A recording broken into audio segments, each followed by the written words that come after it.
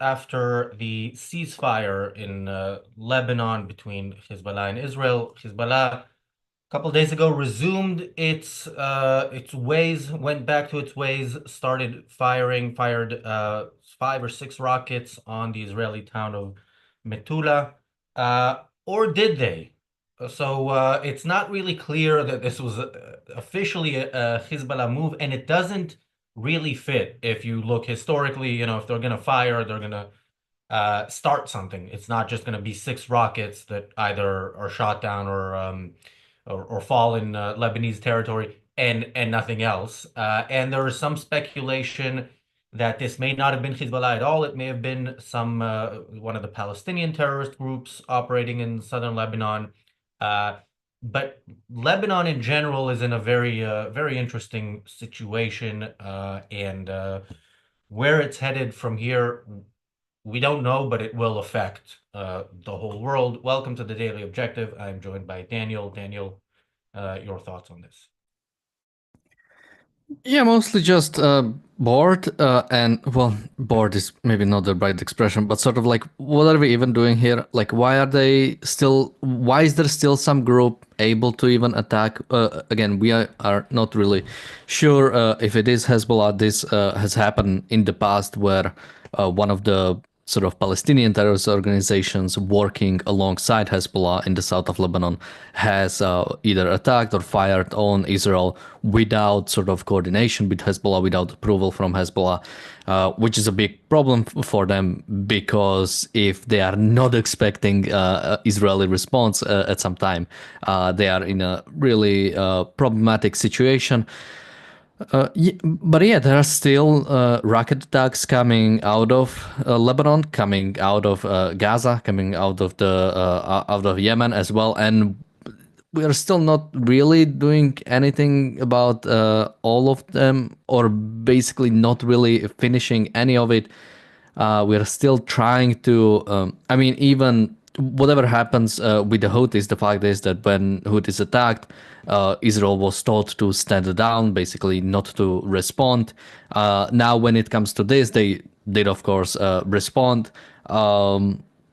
Yeah, but generally, this is such a weird situation to be in right now, or even in general, the fact that, yeah, you have these terrorist organizations, you have these governments who are supporting terrorist organizations, yet everybody's kind of like ambivalent, like nothing's really happening. So overall, this makes no sense. I'm happy that basically IDF did intercept most of the missiles, and the two I think that got through didn't really hit anything.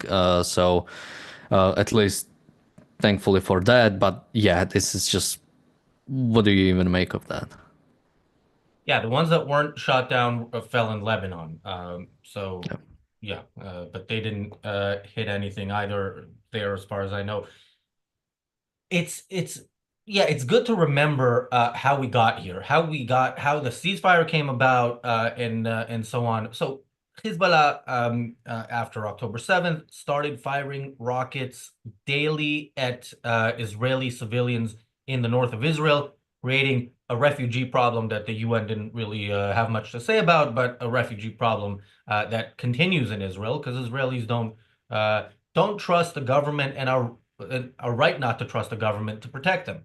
And how the ceasefire came about is actually proof of Israelis not should the reason why Israelis should not trust their government. Um, Israel really the stuff Israel did against Hezbollah was the most impressive stuff we've seen from Israel in this war. Some of the most impressive things we've seen in the history of warfare. Hezbollah was decimated. It was down and out. It was a surprise to everybody, I think, who knew anything about what's going on. Everybody who expected the war between Israel and Hezbollah to come at some point, and to for Israel to pay a heavy price there, and it didn't pay anywhere near the heavy price it thought it would. And instead of actually finishing the job, Israel gave in to the Biden administration. That you didn't hear much from them during the daily rocket attacks. Sometimes they would have some general statement about what's going on in the Middle East, and one of the boxes that they had to tick in the official statement was, yeah, Hezbollah needs to stop firing at Israel. But the daily demands for a ceasefire came from or for for Israel to stop acting, came when Israel started fighting back against Hezbollah in Lebanon. So this problem could have been removed, but with what Israel did, it was removed to a great enough extent that part of what happened was the Syrian regime, the Assad regime, uh, fell, and yeah, the Middle East has definitely changed in large part due to Israel's activities in Lebanon, and could have changed more had Israel done more. And yeah, this is how we got here, and it's important to remember that when considering next steps, because you know what? It doesn't actually matter who fired those rockets. Israel doesn't need more excuses to just go in, finish the job, and any good people in Lebanon would fully support that, and I think many in Lebanon are happy that the situation there has changed. Maybe we'll talk about internal Lebanese politics a bit later on the show. Yeah, I mean, some are happy, but fundamentally, Lebanon is largely supportive of Hezbollah, or at the very least has refused to do anything about it. Hezbollah was in the south of the Litani River, despite the fact that they were not supposed to be there. UNIFIL hasn't done anything about it. Lebanon invited Hezbollah into the government and gave them positions within the cabinet. So really, they have. And when Israel started responding to Hezbollah, the Lebanese, I'm not sure if it was the prime minister or the president, has said that attack on Hezbollah is an attack on Lebanon. So these two are intertwined. You cannot really distinguish them. And in that regard, the head of the research department at the Alma Center, Tal Berry, has actually said around the situation. He said, in any case, Hezbollah must be held responsible, even if it did not pull the trigger and even if it did not know the intention to launch the rockets. In the case of terrorist activity against Israeli territory, it doesn't matter who is behind it. Israel's response should, in any case, be directed at Hezbollah, as indeed happen. I mean, something you oftentimes hear in relations to Russia is the fact that, oh, we cannot let Russia fall because then it will be just a bunch of different like warlords, and we do not want them to control like either the atomic bombs or basically have access to this. Basically, it's better to have like a stable dictatorship against us than sort of unstable bunch of small dictatorships. And you could say that currently about Hezbollah, it's not even able, like either they are unable to control the different terrorist factions they have there, and they are just doing whatever. So we need to stop that, or they know what is going on and are using them, and we need to stop that in that way. So either way, something needs to happen, and there is, and also the bigger part is Lebanon is allowing this to happen. And again, you cannot claim the idea that Hezbollah didn't know or Lebanon didn't know. Something needs to happen. We don't care if there are rockets coming from your side. We will have to go there, and it's on you, on your own merit, to sort of handle the terrorists within your borders, if you want to. Which I haven't seen Lebanon willingness to even do that. It's funny you were reading that quote of the person who said that it doesn't matter if it's Hezbollah, Hezbollah is responsible. I wrote down something that I wanted to bring up, which you then brought up. But even before that, the former troll turned Daniel's biggest fan said the same thing. So when even former trolls and I are on the same page, maybe I should reconsider. But yeah, yeah. So of course Hezbollah is responsible, but of course Lebanon is a country. So it is responsible for what happens from its territory. And yeah, it did say very clearly that it is on the side of Hezbollah before the war started. Now things are a bit different in Lebanon, and it does seem as if the people in power who didn't have the balls to do anything about Hezbollah and were happy to have them as co-decision makers. Um, I think that they enjoy the fact that Israel did the job that they would never do themselves for them, and are now less enthusiastic about letting Hezbollah run the place. But yeah, they didn't know about the rockets being fired before they were fired, and then the Lebanese army, as part of the ceasefire agreement, is supposed to control that territory. So yeah, that's interesting stuff. And other interesting stuff that's going on is there's actual fighting going on between the Syrian army and Hezbollah, and also it goes back and forth, and this could end up being another war that will not get daily coverage and daily videos by Owen Jones, because no Jews can be blamed for anything there. Well, actually, sorry, Jews can always be blamed, but those are the videos you're going to get if anything. But yeah, that's another one of those wars where you have to wonder, what is the West going to do? Uh, what is the West going to do with Lebanon in general? What is the West going to do if the Lebanon-Syria war comes? Is it gonna look, this war, if and when it happens, is Hezbollah versus Al Qaeda. Hopefully, the West won't go back to thinking, okay, which terrorist do we prefer winning, and then support that group, because that has not worked out. Let's hope they take care of each other.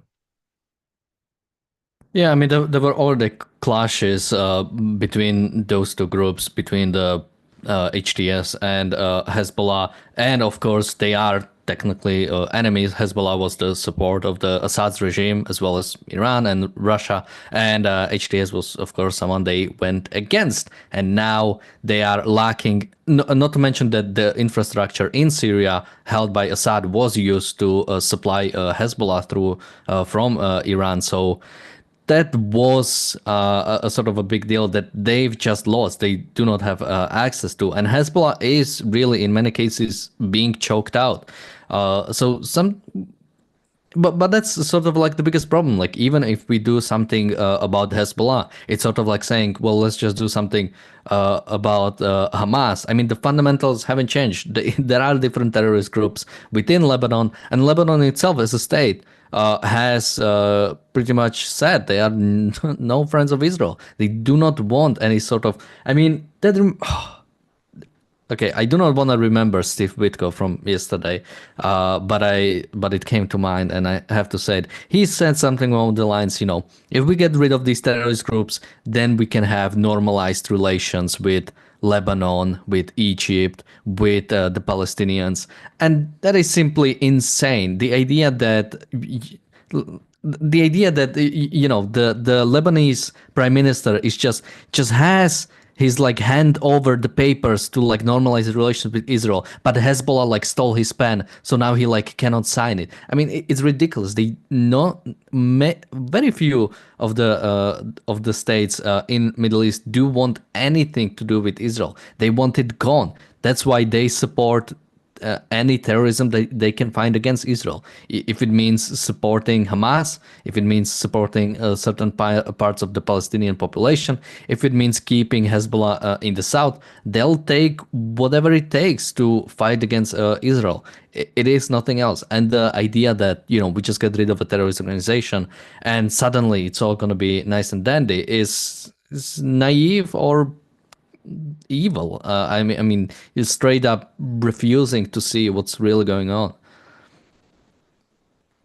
Yeah. And look, that is a very scary thing with particularly this administration that doesn't really see well, it's not that past administrations cared that much about whether or not countries protect the rights of their citizens, but in this case, it does seem like it doesn't matter at all, or maybe the current president has more respect for dictators for being able to achieve that position. But that's something to remember when you talk about normalizing relationships with dictators. You're talking about whatever gang is currently ruling the place, and you're also talking about essentially like, what goal are you trying to achieve here? The reason there's no normalized relations between civilized people and savages is because it's incompatible. And, if the savages abandon savagery and embrace civilization, then that is the path to normalizing relations. So I would Yeah, I would really like to see the Make America Great Again crowd really understand what America is, and it will affect our policies around the world as well. Yeah, there are no America has no allies in the Middle East other than Israel. It has nominal allies. It has people that have benefited Steve Witkoff throughout his career, but it doesn't have any governments that you want to see long term stay in place, which normalizing relations with America would make sure they have a good chance of that. Someone in the chat says, so long as there is occupation, there will be resistance. As Zionists are squatting on Palestinian land, resistance is an ideology. No justice, no peace, no Palestinian state, no Israeli state. I mean, this whole idea is just ridiculous. I mean, the land the Palestinians own, they do nothing with that. They don't. Whenever they build in Israeli parts because they want to take them over, but they don't actually do anything productive with that. Do you know what is the GDP of both Gaza and the West Bank, specifically the parts that Palestinians control? It's like 17 billion.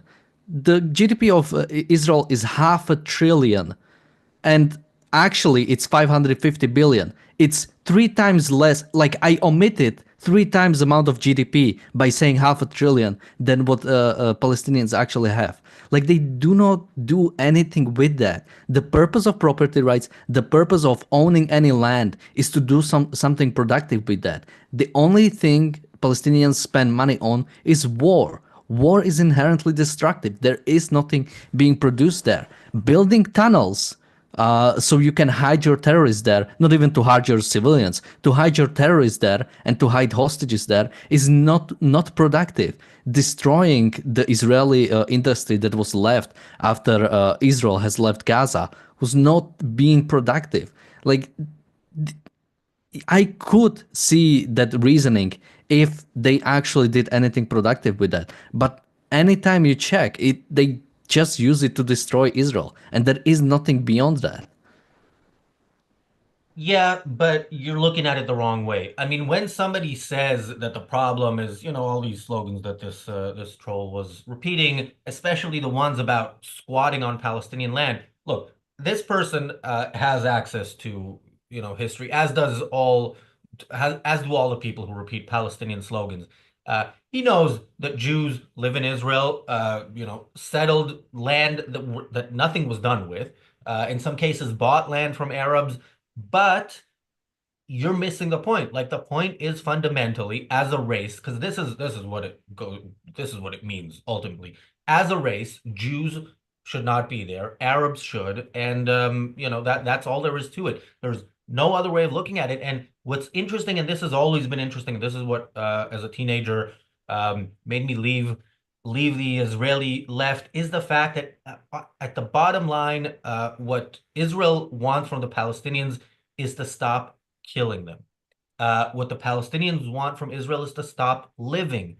And settlements are homes. Anybody who talks about the Middle East and says the problem with it isn't the fact that savages slaughter innocent civilians. It's the fact that Jews build homes. As a human being, I think that person has told you all you'll ever need to know about them, and that's a good point to good place to move on. Yeah, I mean, I don't know what much else is there to really say. I mean, it's always the same. It's always the same way. There is nothing good coming out of the Palestinian parts. And even the people who argue for the Palestinian state, they do not call for anything positive. They do not call for, a Western style of liberal democracy, or maybe, a state that has recognitions for individual rights or property rights. It's just, no, let there be a Palestinian state. And, if they just want to kill each other, which they do in most of the Middle East, or if they want to either establish a theocracy when it comes to Hamas, or, sort of the secular socialism coming from more of the Mahmoud Abbas parts. I mean, doesn't matter. As long as, the Jews are out, as long as Palestinians get to rule over land, that makes it somehow just. Again, There are no demands of the Palestinians. When were Palestinians asked for anything, for any sort of standards? I mean, they give their welfare system is giving money to people who kill Jews. Like, what is the one redeeming feature of the Palestinians besides some like straight up Putin mystical revelation of, well, these group of people were sort of like living here, somehow they have connection to the people living here 2000 years ago, and now they can stay here, or take over, or I have no idea. Like, this is straight up, what Putin has been using to argue against, or argue for invasion of Ukraine. Like, it's the same type of mystic, collectivistic BS. Yeah. The Light Life says, thanks for sharing that about when and why you left the left, Razi. Yeah, maybe I'll share a bit more because that was the thing for me, and this is always when you have people saying about Israel, they stole the land or all that. Remember, these are bigots you're dealing with. Like 100% of people who use that argument are bigots. And 100% of people who say the problem isn't terrorism in the Middle East, it's settlement, are also bigots and are collectivists who think that if a Jew lives somewhere, then that is a cause of war. So yeah, I mean, as a leftist teenager, I've told this story before, but I'll tell it again. As a leftist teenager, I was all for, peace, creating a Palestinian state, giving them whatever they want. The one issue I couldn't get over was how is it that the Palestinians who want to live side by side in peace and security with Israel and the Palestinian state can't have a single Jew in their country? That always baffled me, and I thought, okay, maybe there is more there than we're being told, and there is. Yeah, for the Palestinians, it's about getting rid of the Jews, and if for some of the Palestinian organizations, if some of the steps towards that mean signing deals with Israel, they'll happily do that, as we've seen from Oslo onwards. But yeah, there is one goal as far as the Palestinians are concerned. And as far as many, many throughout the Middle East are concerned, which is again going back to our topic of today, what we should remember when dealing with organizations like Hezbollah and with people like the government of Lebanon, who, might not be as bad, but aren't going to do anything to stop Hezbollah. And again, it is done out of their country, so they are responsible. Yeah, and again, someone says DNA tests and that Jews came from Europe. I mean, again, that's the type of collectivistic, racist like argument. Like, yeah, people move to different countries, people buy property in different countries, and yeah, people move around. The idea that, once you are born, especially when it comes to Palestinians, once you're born in some shithole, I mean, that's what it is. There is nothing there. And the idea that, well, you should stay there, you have like moral imperative, you have like a moral duty to like stay here, and you can never move, you can never you have to live and die in the same village that you were born in. That's the sort of like the moral ideal. I mean, on the reality show, we'll talk about the voluntary departure that Israel is setting up for Gazans. And from the polls, at least it, it sounds like 50% of Gazans do actually want to get out of Gaza, as well as I think even in the West Bank, it's pretty similar that they do want to get out. So the system is being set up for that, and we'll see.